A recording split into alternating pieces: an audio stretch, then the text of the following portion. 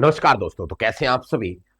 UP LT exam के लिए आपको लेकर के कहीं ना कहीं शंका होगी कि sir UP LT English UP LT English specially हम आज इंग्लिश की बात करने वाले हैं कि यूपी एलटी इंग्लिश की कट ऑफ क्या होने वाली है। तो सबसे पहले तो आप सभी ये देख लो कि कितने फॉर्म अप्लाई हुए थे, स्टूडेंट अटेंड कितने किए थे, क्या सीट थी और मेल फीमेल की अलग अलग सीट क्या थी। देन हम फिर सभी कट ऑफ पे देखते हैं। देखो, अगर हम बात करें, आपको टोटल पोस्ट 653 यानी 653 पोस्ट थी। आवेदन टोटल हुए थे 1,12,266 आवेदन हुए थे, जिसमें उपस्थिति 72,000 प्लस, मतलब ये बताई जा रही कि लगभग आपको जो उपस्थिति थी वो 65% करीब थी। ठीक है, 65% करीब थी, जिसमें मेल की जो पोस्ट है वो 540 है और फीमेल की जो पोस्ट है 113 है। अब आप ये भी जान रहे हैं कि 15 गुना इसको लेना है प्री में, और ये प्री है। इसमें कई सारे स्टूडेंट ये भी बात कर रहे हैं कि सर ये बताएं कि पेपर तो सिंपल था, नो डाउट पेपर सिंपल था, बट नेगेटिव मार्किंग जहां भी होती है ना, वहां के लिए मेरिट थोड़ा कम ही जाती है, बहुत अधिक मेरिट जाने वाली नहीं है। इसके लिए आप परेशान ना हो। अगर आप 15 टाइम्स टोटल 15 गुना इसको लेना है, अगर 540 में 15 का मल्टीप्लाई करोगे तो लगभग 1800 आएगा। 8100, 8100 सॉरी 8100 आएगा। 8,100 आएगा। और अगर बात करें कि 113 में 15 को मल्टीप्लाई करोगे तो 1695 आएगा। मतलब ये हुआ कि प्री में उसे इतने स्टूडेंट को सेलेक्ट करना है। तो फिर कट ऑफ क्या रहेगी? तो मेल फीमेल हम सबके लिए एक साथ ही बता दें कट ऑफ क्या होने वाली है आपके लिए। तो कट ऑफ जो होने वाली है वो यूआर कैटेगरी, वो मेल हो या फिर फीमेल हो, डजंट मैटर, मेल या फीमेल, हम सभी की बात करना चाहेंगे, यहां पर एक साथ की बात करना चाहेंगे कि मेंस हमें कितने में तैयारी करनी चाहिए। कितने नंबर अगर आपके आ रहे हैं तो आपको तैयारी करनी चाहिए। स्पेशली इंग्लिश की हम बात कर रहे हैं, ध्यान रखना। ठीक है, किसकी बात कर रहे हैं? इंग्लिश की बात कर रहे हैं कि अपने कितने नंबर आए तो हमें मेंस की तैयारी करनी चाहिए।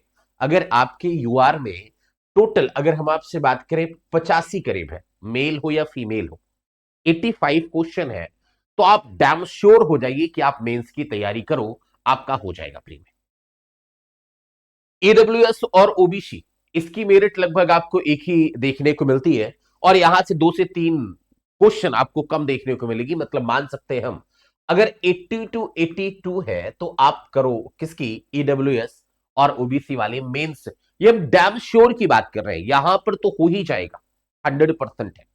एससी एसटी की बात की जाए तो एससी एसटी में आप मान के चलो कि अगर आपके लगभग बन रहे हैं 75 से 77 के बीच में, 75 टू 77, तो वो एससी कैटेगरी हो या एससी या एसटी कैटेगरी हो, एसटी में हम मान सकते हैं कि ये 70 तक भी आ सकती है, एसटी में हम मान सकते हैं कि 70 तक भी आ सकती है। लेकिन अगर आपके इतने स्कोर बन रहे हैं तो आप डैम श्योर हो जाइए कि आपका प्री हो जाएगा।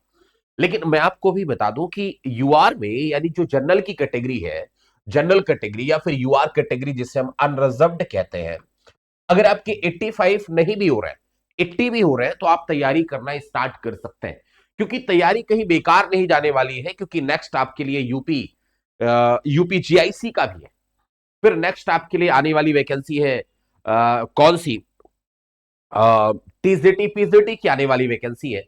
तो आप तैयारी करोगे, आप तैयारी करते रहो, मेंस की तैयारी करना स्टार्ट कर दो। अगर आपके इतने मार्क्स बन रहे हैं, अगर इससे 2-3 नंबर कम भी बन रहे हैं ना, तो आप तैयारी करना स्टार्ट कर दो। तैयारी कभी आपकी बेकार नहीं जाती है। और निश्चित रूप से सभी कितने बन रहे होंगे। अब ये मत कहना सर पेपर जो है वो बहुत सिंपल था, नो डाउट सिंपल पेपर था, लेकिन नेगेटिव मार्किंग है, आप उसे क्यों ध्यान नहीं दे रहे हैं?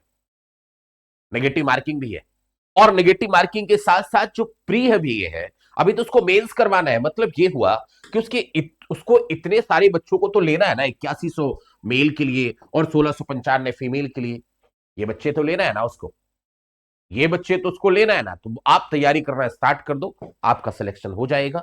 और मेंस की तैयारी करो बढ़िया से, बाकी सारी चीजें बढ़िया है। सभी को अगेन नमस्कार, राम राम, आदाब, सत श्री अकाल। मिलते हैं नेक्स्ट वीडियो में। Okay, bye bye.